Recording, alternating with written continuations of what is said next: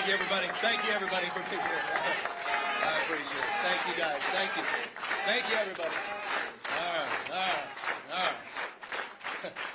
All right. I'm mindful of your time, and so I don't want to spend too much time. But I do want to pick up a little bit. You know, it was interesting. A few of you, when Jen was speaking, and Jen, thank you for being here. I appreciate what, Madam Speaker, you said about Jen. What touched me is a number of you were tearing up. I saw a few of you. And it's just a reminder of why we're here. I mean, sort of distilling down all the nice words that were spoken and whatever I may say after this sort of essence of this moment, and how anxious we all feel, how stressed you all are, how fearful many of us are. You know, I look out at this audience here with Dolores Huerta. Communities,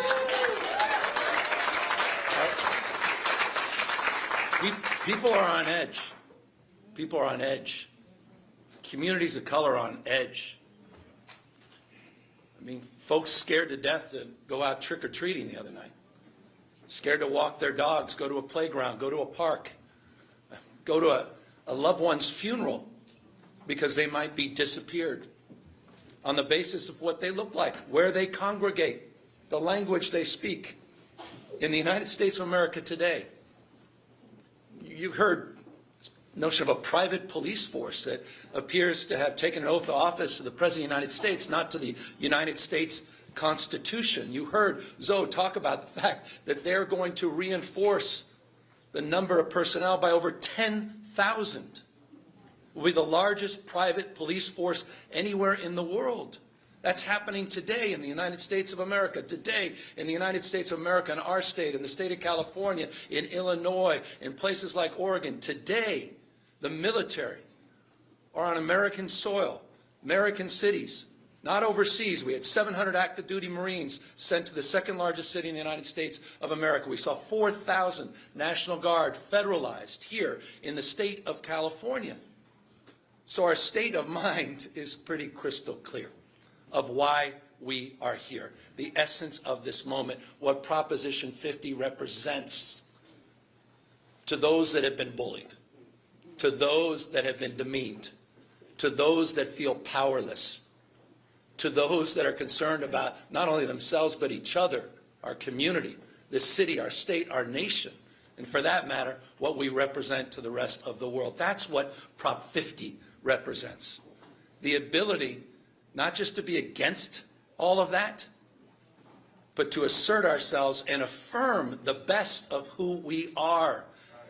You know, 249 years, the best of Roman Republic, Greek democracy, separation of the branches of government, co-equal branches of government, checks and balances, popular sovereignty, the rule of law, those enduring principles that our founding fathers lived and died for, all of them on the line today. And so I want to thank you.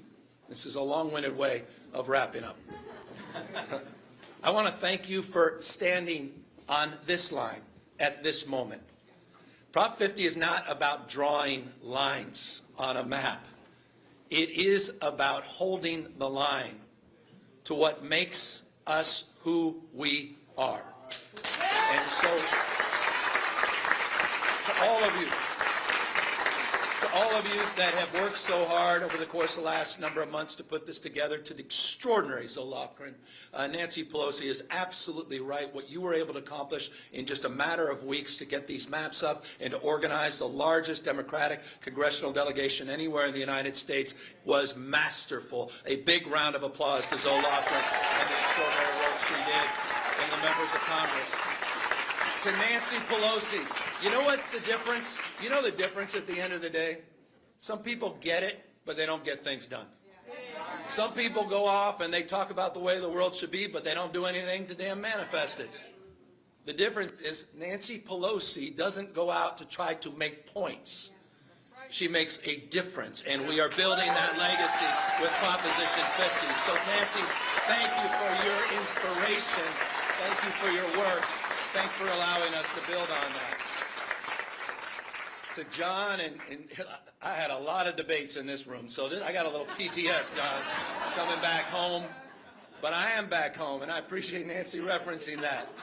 This wacky and wonderful city of yours, San Francisco, that was best described as 49 square miles surrounded by reality. I think it is the best way to describe it. But you know what? What makes you special is what makes our state special, is that we don't tolerate our diversity, we celebrate our diversity. Right. We unite around the things that bind us together.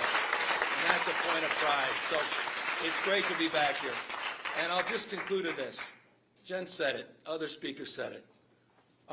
Donald Trump is nothing more than weakness masquerading as strength.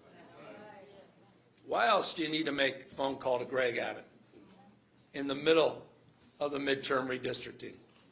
Unless you're weak. You saw today, Donald Trump one-upped himself. Historic president. Historically unpopular president. The most unpopular since his first term.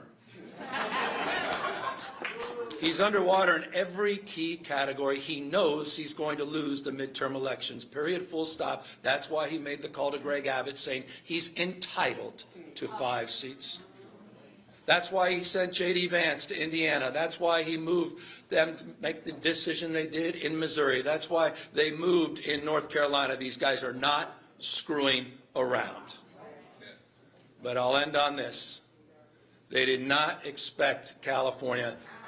They did not expect all of you. They thought we were going to write an op-ed, have a candlelight visual, maybe do a rally. They poked the bear, and the bear is poking back, and we're going to get out there and win and send a powerful message, not only to the people of the state of California, but to people all over the United States of America by going out in record numbers, yes, on 50. Thank you guys very, very much.